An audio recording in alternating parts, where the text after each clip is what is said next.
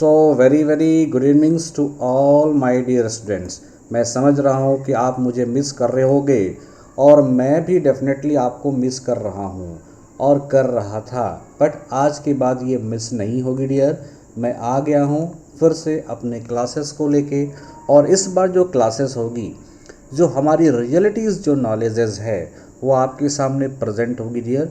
मैं सेशन शुरू कर रहा हूँ ओनली इकोनॉमिक्स की सेशंस, जिसमें आप इकोनॉमिक्स न्यूज़, अगर आप प्रिपेयर कर रहे हो UPSC, BPSC, JPSC, RBI grade B, या फिर इंडियन इकोनॉमिक सर्विस, या फिर किसी भी सिविल सर्विसेज की तैयारी कर रहे हो, तो आपको ये पता है डियर कि इकोनॉमिक्स की क्या इंपॉर्टेंस है और economics with the current affairs, science and technology इसकी कितनी इंपॉर्टेंट है, ये किसी से छुपा नहीं है डियर।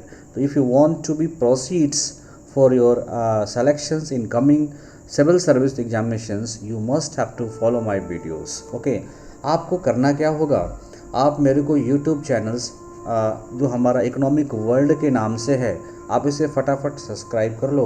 और इजी टू क्रैक सेशन में आ रहे हैं, और आज की जो हमारी सेशन शुरू हो रही है, यह सेशन बेस्ड है इकोनॉमिक्स न्यूज़ पे dear. So best YouTube channels for economics, अगर आप इकोनॉमिक्स के बेस्ट यूट्यूब चैनल पे जाना चाहते हो तो यह आपका बेस्ट यूट्यूब चैनल है dear.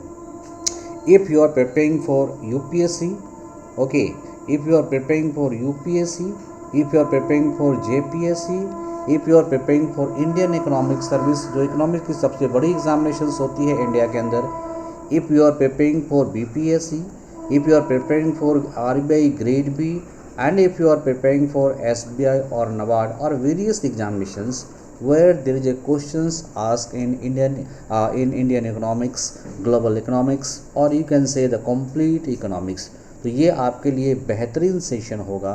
So we continue with us this channels that is economic world. Myself Ajit Mehta sir, best chemistry BSc मैंने कर रखा है, मास्टर ऑफ इकोनॉमिक्स, और पीएचडी इज कंटिन्यू है हमारा dear. Total experience Chanakya IAS academy, Pathak IAS Academy, IBS Limited, and Unacademy Plus Educator. My interested area of teaching is current affairs, okay, economics, general sciences, and current affairs. But now we are focusing our economics only. So continue your economics study and plan your economic study with Ajit Mehta sir, right? आइए first topics पे मैं discussion करता हूँ। First ideology पे मैं discussion करता हूँ। आपने सुना होगा वर्ड विजार्ड्स। ये जो वर्ड विजार्ड्स है, ये एक कंपनी है डियर, जो आप देख सकते हो लिथियम आयन की जो बैटरी होती है, लिथियम आयन की जो बैटरी होती है, जो कार में, टू व्हीलर्स में काफ़ी यूज़ होती है, इलेक्ट्रिक व्हीकल्स में काफ़ी यूज़ होते हैं, उनका ये निर्माण करती है। तो वर्ड विजार्ड ने टाई अप किया है और ये प्लान किया है कि 650 करोड़ रुपये का ये इन्वेस्टमेंट करेगा for the production of lithium ion plants. Okay, so electric two wheelers maker Ward Wizard, याद रखिएगा डियर कि Ward Wizard जो कंपनी है, it is directly related to the productions of the electric two wheeler batteries. Innovation and mobility is lining up to close 650 crore investment for the manufacturing of lithium ion advance cells and related infrastructure. Okay, तो इन्होंने plan किया है कि 650 करोड़ रुपए का investment करेगा lithium ion plant के innovations पे, उनके एडवांस वर्जन ऑफ सेल्स पे। Okay, it is the company based कहाँ की है डियर, तो आंसर होगा the Gujarat based company with cell electric two wheelers under the Joy brand. Brand का क्या नाम है डियर, जॉय ब्रांड के नाम से जो बैटरी बिकती है वो वीजैड्स की है। Plan to come up with an R&D centre, ये अपना research and development centre start कर रहा है। An assembly plan to set up a 1 gigawatt cell, ये 1 gigawatt cell production plant at its electric vehicle cluster in Vadodara. तो आप वडोदरा के अंदर ये 1 गीगावाट्स ओके की बैटरी प्रोडक्शन की बात कर रहा है। The company has already tie up, इसने कंपनी ने टाई अप किया किसके साथ, तो Singapore based renewable energy manufacturing consulting firm that is the सनकोनेट। याद रखिए लिए, तो वीजैड का जो आप कम्बिनेशन हो गया है वो किसके साथ हो गया है, सनकोनेट। और ये जो सनकोनेट की कंपनी है, this company based on where which country, that is Singapore based country, right. So an interaction with the PTI, इन्होंने प्रेस ट्रस्ट ऑफ इंडिया को इन्होंने कहा है World Wizard Innovation and Mobility Managing Director Yatin Gope said the company planned to invest around 600 to 650 crore to come up with the required infrastructure over the next 18 months. Now next आपके पास description आ गया है NCLT allowed insolvency proceedings against National Textile Crop। आपको पता होगा dear, national textile crop जो घाटे में चल रही थी उनको इंसॉल्वेंसी घोषित करने के लिए नेशनल कंपनी लॉ ट्रिब्यूनल ने प्रोसेस को चालू कर दिया है। और ये नेशनल लॉ ट्रिब्यूनल एक्ट जो है ये 2013 से काम करती है डियर। और national company law tribunals has ordered to initiate insolvency proceedings against the state-run National Textile Corporation after admitting a plea by one of its operational creditor, जो operational creditor है, claiming a default of around 14 lakhs। उन्होंने claim किया है, जो company में creditor थे 14 लाख का default credit किया है। और इसके वजह से NCLT ने प्लान कर लिया है कि ये जो आपको नेशनल टेक्सटाइल क्रॉप है that should be allowed to insolvency. National company law tribunal NCT is a quasi judicial. NCLT की बात करो, ये क्वासी जुडिशियल अथॉरिटी है incorporated for dealing with the corporate disputes. अगर किसी का कॉर्पोरेट डिस्प्यूट्स हो जाता है तो इसको ये डील करता है। That are the civil nature arising under the company act. और यह सिविल नेचर होता है, मतलब ये सिविल नेचर होता है, ये क्रिमिनल नेचर नहीं होता है। इंसॉल्वेंसी क्या है डियर, ये माइंड में आप बात आएगी कि चलो मैं ये भी जान लूँ कि what is insolvency. So insolvency the state of financial distress. जब कभी फाइनेंशियल डिस्ट्रेस होने लगता है या फाइनेंशियल एबनॉर्मलिटीज़ होने लगता है इन विच ए बिजनेस और the person is unable to pay their bills. और जिसमें जो है जो पर्सन होता है अपने बिजनेस को या बिजनेस अटेंशंस को पे नहीं कर पाता है, ऐसे स्टेट में इंसॉल्वेंसी कहा जाता है। या जो आपके पास जो क्रेडिटर्स हैं उनकी जो डिविडेंट है आप उसको नहीं दे पाते हो तो आप समझो इंसॉल्वेंसी की ओर जा रहे हो। It can be lead to insolvency proceedings in which the legal actions will be taken against the insolvent person or entity where the assets may be liquidified। और ऐसे स्थिति में क्या किया जाता है, जिस कंपनी में आपने पैसा लगाया है तो शेयर धारक हो आप अगर, या फिर आपने डिवेंचर ले रखा है तो आपको आपका डिविडेंड मिलना चाहिए। इसके लिए कंपनी की जो एसेट्स है उसको सोल्ड करने की बात आ जाती है। तो आप देख रहे हो नेशनल टेक्सटाइल क्रॉप को ये प्रोसेस करना शुरू कर दिया गया किसके द्वारा, NCLT के द्वारा। And NCLT basically quasi judicial authority है। रिलायंस ने स्पेंड किया है 115 crore 1185 crore on the corporate social responsibility in financial year 22। तो बिलियनियर्स मुकेश अंबानी रिलायंस इंडस्ट्री, तो रिलायंस इंडस्ट्री के मालिक कौन हैं, Mukesh Ambani limited spent a rupees 1185.93 crore in the financial year or you can say the fiscal year March 31 on corporate responsibility social responsibility fund. तो CSR के रूप में इसने फंड को किया है, डोनेट किया है 1184 crore. Initiative that spend oxygen delivery during the second wave of the pandemics. तो आप देख रहे हो जब सेकेंड वेव ऑफ पैंडमिक था उस दौरान ऑक्सीजन से रिलेटेड प्लांट को स्टार्ट करने के लिए इन्होंने as a social response corporate social responsibility fund के रूप में इसे डोनेट किया है पैंडमिक। और साथ में education and health care according the company latest annual CSR report. तो कंपनी ने अपना जस्ट अभी लेटेस्ट CSR रिपोर्ट जारी किया है, उसमें उन्होंने कहा है कि मैं पैंडमिक से निकलने के लिए ऑक्सीजन प्लांट्स, एजुकेशन और हेल्थ केयर में मैं अपने सोशल रिस्पॉन्सिबिलिटी फंड के रूप में 1184.93 करोड़ रुपया क्या किया है, डोनेट्स किया है। अब सोशल कॉर्पोरेट रिस्पॉन्सिबिलिटी फंड क्या होता है, can be simply defined as a grants. ये एक तरह का ग्रांट्स होता है और यह फंडिंग प्रोसेस होता है under with the various non profit organization जो कि नॉन NGOs हैं can get a financial and other assistance from the corporate sector. इससे क्या होता है, आप जो NGOs हो इन सबों को एक कॉर्पोरेट सेक्टर के रूप में पैसा मिलता है। A registered public trusted registered under section 20A, अगर वह रजिस्टर्ड है 12A से और 80G से of which the income tax and have at least 3 years of undertaking charitable activity, A registered society registered under section 12A and 80G of the income tax, ये eligible हैं किसके लिए, CSR के लिए। इंडिया को फिर से एक अनदर रिस्क मिलने वाला है। किस रूप में डियर? तो पावर क्राइसिस के रूप में। कब? जुलाई और अगस्त के बीच में इंडिया के अंदर ज़बरदस्त पावर क्राइसिस देखने को मिल रहा है। A lower pre monsoon coal stock at the thermal power plant, इस थर्मल पावर प्लांट में जो कोल स्टॉक की जो कमी है in India is suggestive to of another power crisis in August and July. Independent research organization CRE ने दावा किया है। The current coal stock stand, Bharat के अंदर जो कोल स्टॉक है 13.5 मिलियन टन्स का है। At a pitch power station 20.7 million communicative है, जिसकी ज़रूरत पड़ती है पिच पावर स्टेशन के लिए। And power plant across the country, the data complies from the official sources suggest that the coal power plant are in no position to address even a minor spike in the power demand। अगर थोड़ा भी power demand बढ़ जाता है तो आपके पास जो coal stock है वो सफिशिएंट नहीं है। ये किनका कहना है? Centre for research on energy and clean airs का कहना है। लेटेस्ट रिपोर्ट्स आया है Indian power crisis is a coal management crisis. तो वास्तव में जो इंडिया के अंदर जो पावर क्राइसिस है वो कोल मैनेजमेंट पावर क्राइसिस है। The central electricity authority of India has predicted a peak power demand 214 gigawatt. इन्होंने प्रोडक्ट किया है कि जुलाई और अगस्त के बीच में जो पावर की जो डिमांड है 214 गीगावाट होने जा रहा है। In addition the average energy demand could also increase to more than what is in the month of May. जो मंथ ऑफ मई में आप देख रहे हो 133426 मिलियन था, इससे भी ज़्यादा एनर्जी डिमांड होने की ज़रूरत है।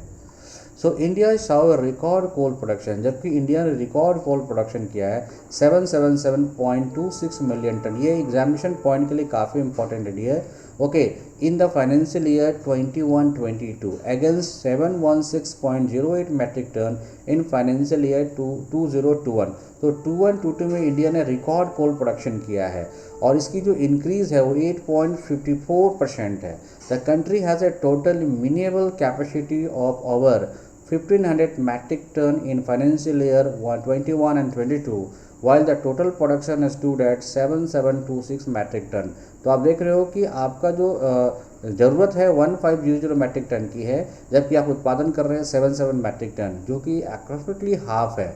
ऐसे इंडिया की प्रोडक्शन तो ज़्यादा हुई है लेकिन आपकी डिमांड काफ़ी ज़्यादा हो गया है, जो कि उस डिमांड के रिस्पेक्ट में हमारा प्रोडक्शन क्या होगा, जस्ट हाफ है। और इसी वजह से जैसे मानसून आती है डियर तो कोल्ड स्टोरेज का प्रॉब्लम शुरू हो जाता है। ऐसे समय में आप देखोगे कि इंडिया के साथ प्रॉब्लम होना निश्चित है। ओके, अब आइए economic income of 94.11% registered informal workers at ₹10,000 और बिलो।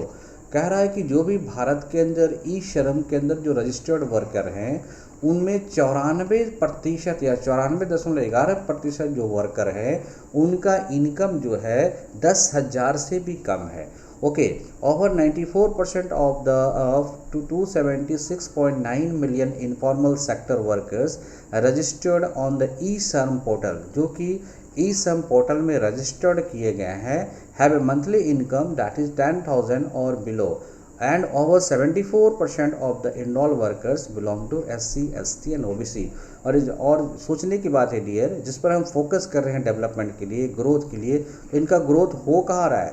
OBC, SC और ST में जो वर्कर हैं वो 74% इसी कैटेगरी के आते हैं 94% में, जिनका भी इनकम है 10,000 और उससे भी नीचे है। और ई श्रम में आप देखोगे पोर्टल में 2076.9 मिलियंस वर्कर का रजिस्टर्ड है। Okay, over 94% of the 7.69 crore informal sector worker, ये डिटेल है डियर। तो आप देख सकते हो ये स्थिति है आपके इनकम की। ई श्रम पोर्टल की जो बात है एम्ड है to building a comprehensive national database. Unorganize worker का एक नेशनल डेटाबेस तैयार कर रहा है इन द कंट्री। इसकी स्टार्टअप कब से हुई है? 26 अगस्त 2021 से। तो ये एक अनऑर्गेनाइज सेक्टर में जो वर्क करते हैं उनका एक डेटाबेस तैयार किया गया है और ये तैयार करने की शुरुआत हुई थी 26 अगस्त 2021 से। Okay, according to the latest data as many as 27.69 crore informal sector worker are registered on the portal. तो ये आपसे क्वेश्चन पूछा जा सकता है डियर, या फिर आप जब डिस्क्रिप्शन लिखोगे तो इसमें आप पूरा का पूरा डेटा आपको मदद करेगा। आप इस डेटा को लेने के लिए आप हमारे टेलीग्राम चैनल पे आ जाए डियर, इसी टेलीग्राम चैनल पे आपको ये डेटा मिल जाएगा। बात करते हैं चाइना और यूएस के रिस्पेक्ट में इंडिया की एक्सपोर्ट्स की। तो यूएस सरपास यूएस जो है चाइना को पास कर गया है to become India top trading partner in 2021-22, reflecting standing economic tie-up between the two country.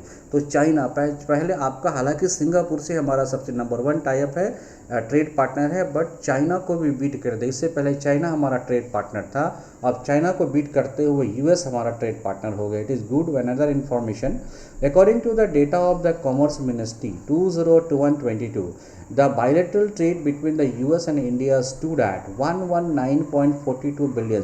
तो भारत और अमेरिका के बीच में जो व्यापार हुए हैं 1142 बिलियन एज एगेंस्ट 80, इससे पहले हमारे 18.51 यूएस बिलियन हुआ था कब, 2021 में, और 21-22 में हमारा 119.42 बिलियंस हो गया, जो कि काफ़ी इंक्रीज कर रहा है।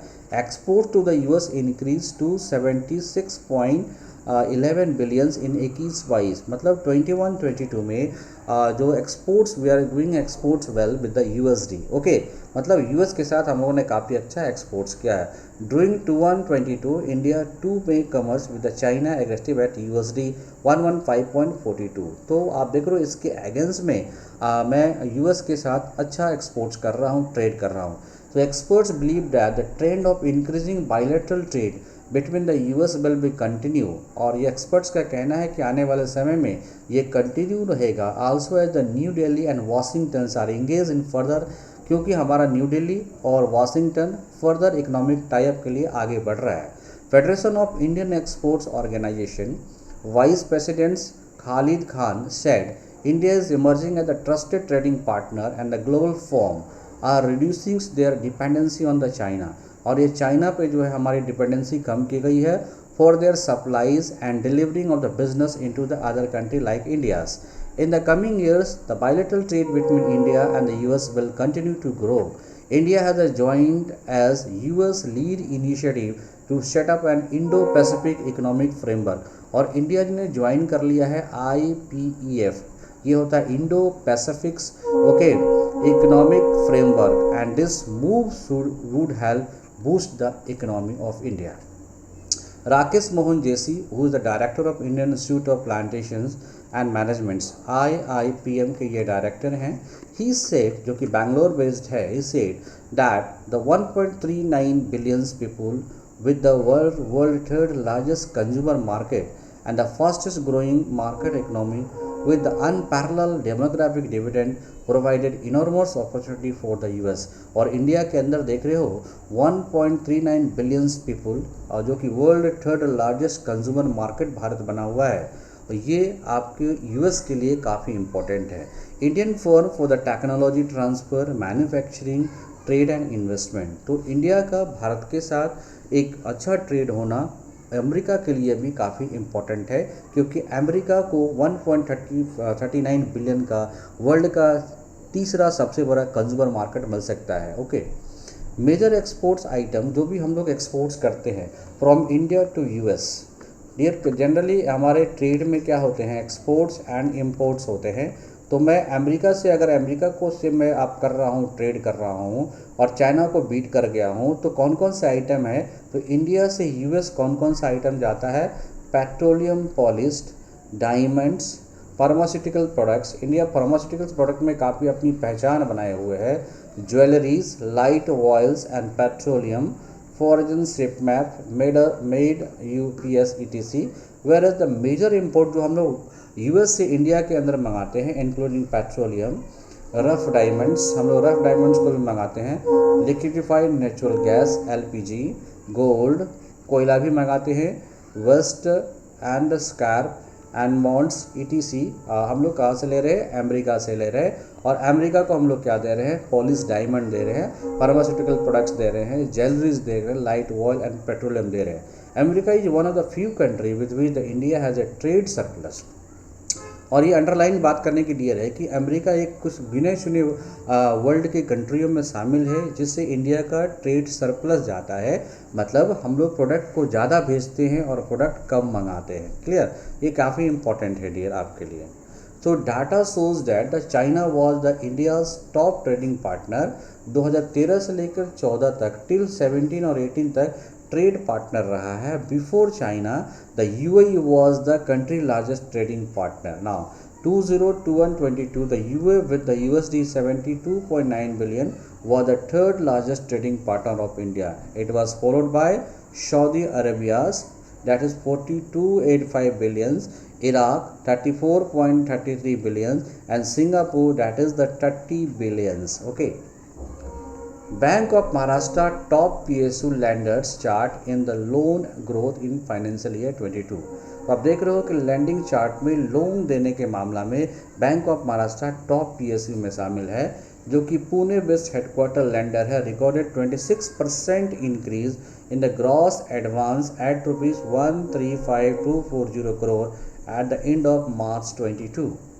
State-owned Bank of Maharashtra has emerged as the top performer among the public sector lenders. WhatsApp ने अपने फीचर्स को इम्प्रूव किया है। improves reactions features in the new iOS update with the 6 emojis. Beta version जो कि हम लोग use कर रहे हैं 22.12.07 of WhatsApp for iOS brings detailed reactions information.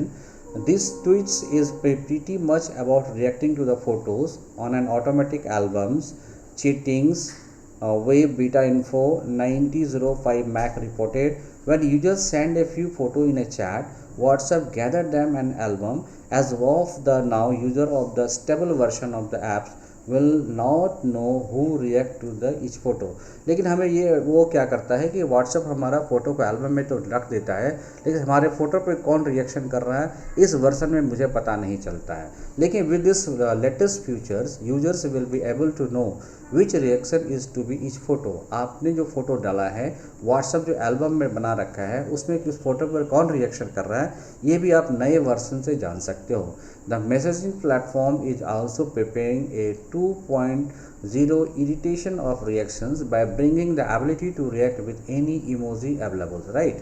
तो ये इम्पॉर्टेंट है ओके कि इमोजी जो आपके पास आ गया है ऑपरेटिंग सिस्टम जो कि वीटा वर्जन को आगे करेगा। और डिफरेंस यही है कि आपकी इमेज को एल्बम के रूप में बना दी जाती थी, बट उसको किसने देखा, क्या रिएक्ट किया, क्या कमेंट किया, ये जानकारी नहीं मिलती थी, लेकिन अब इससे जानकारी आपको मिल पाएगी।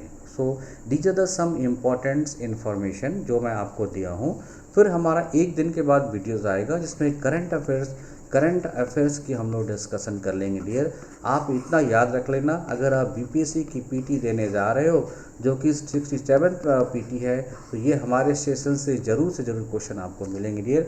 आने वाले तमाम एग्जामिनेशनों में, सिविल सर्विस के एग्जामिनेशनों में ज़रूर मिलेंगे dear. We are going to start the separate batch okay for 11th and 12th standard also, जिसमें कि ओनली 30 स्टूडेंट्स आपको देखने को मिलेंगे।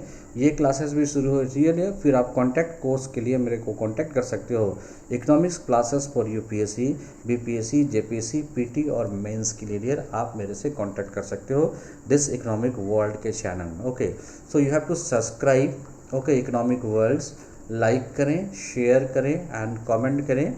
If you are interested for RBI Grade B, SBI PO, Specialist Officer, NABARD, SEBI, other bank examination, and you have to contact for BPSC, JPSC, BPSC Auditor, for Economics, PT and Mains, right?